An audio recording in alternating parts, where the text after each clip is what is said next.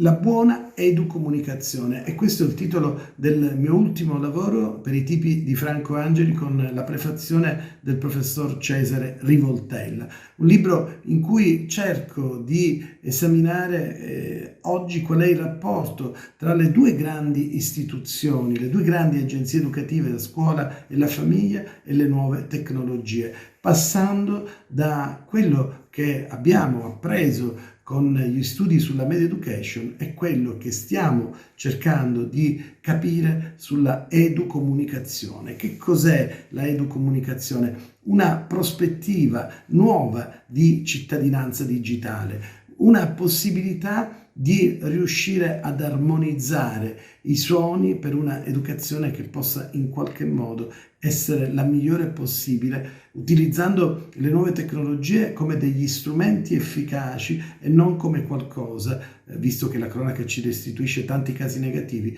che può danneggiare la vita dei più piccoli. E in questi